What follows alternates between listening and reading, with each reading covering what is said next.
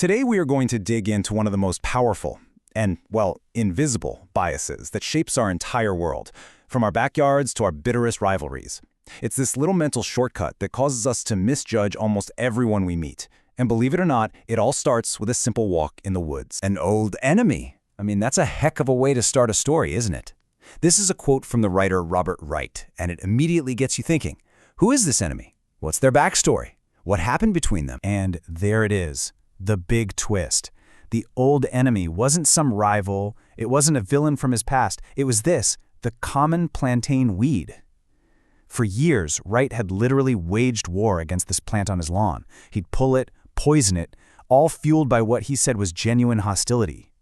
To him, it was an invader that had to be destroyed. But on that retreat, out in the woods, something just shifted. His perception did a complete 180. What was once this ugly, hostile weed, an enemy he had to kill, was now just a beautiful, green-leafed plant, an object of beauty even. He suddenly couldn't find any real, objective reason why this plant was a weed and the others right next to it weren't. So, and this is the absolute key, the physical plant was exactly the same. Nothing about it changed. What disappeared was what Wright calls its essence, that invisible label of weedness or eneminess that his own mind had slapped onto it. That feeling, that story we tell ourselves about something, well, that is our reality. Okay, so this is where it gets really interesting. I mean, misjudging a plant is one thing. Who cares, right? But what happens when we start applying this very same illusion to people? Well, the stakes get a whole lot higher. You know, psychologists actually have a formal name for this habit of ours. It was coined by Lee D. Ross, and it's called the fundamental attribution error. It's basically our brain's default setting.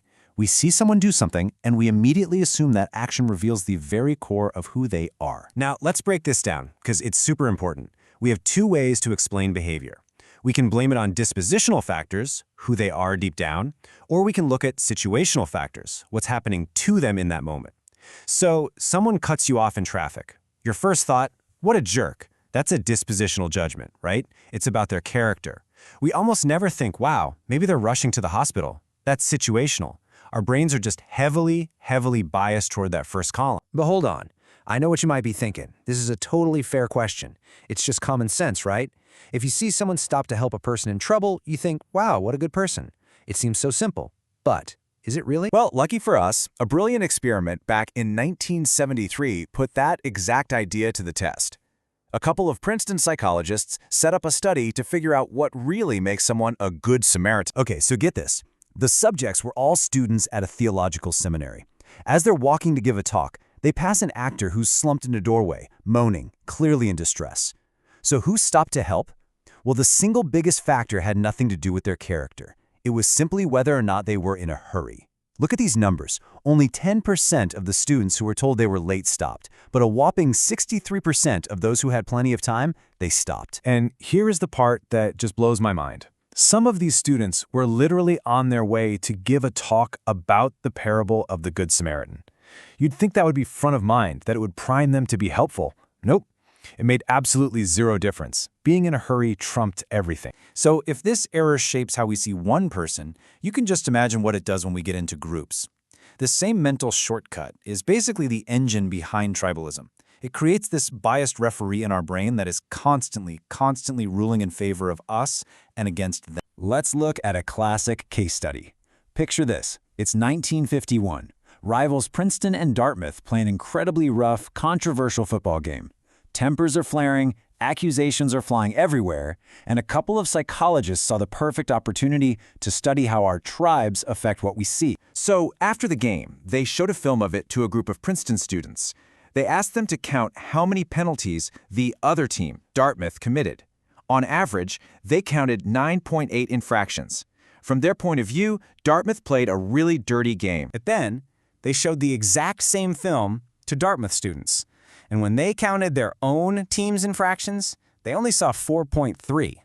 The takeaway here is just, wow, they were not watching the same game. Their allegiance, their tribe, fundamentally changed the reality they perceived. The researchers came to this really profound conclusion. There is no such thing as a game existing out there that we all just passively observe. The game only exists in how it's interpreted. In other words, our minds don't just see reality. They're actively creating it, moment by moment, based on our feelings and our loyalties. Okay, so we're all walking around with this incredibly powerful bias that shapes how we see everything from weeds to our worst enemies. So the big question is, can we do anything about it?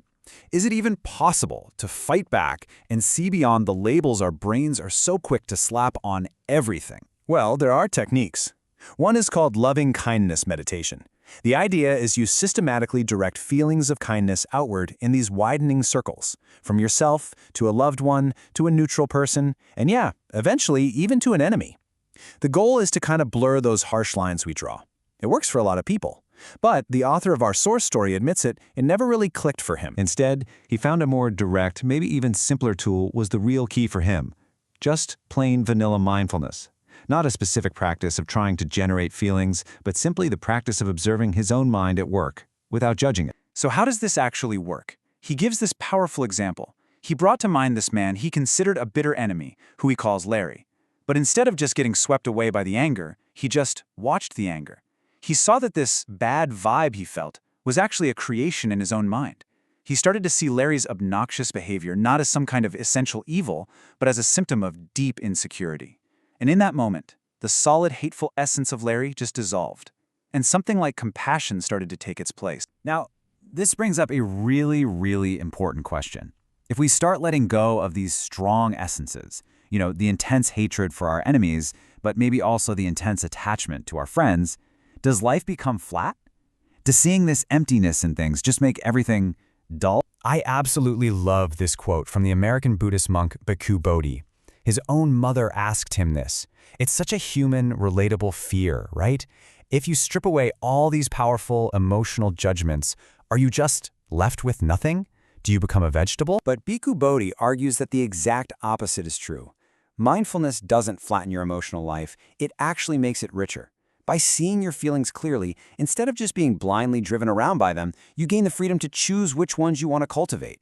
You can choose to engage with joy and love and delight more fully because you're no longer a slave to the anger and the hatred and the fear. And really, that's the whole ballgame. The essence we see in people, in things, in the world, it's just a story. It's a story told by our reflexive, automatic feelings.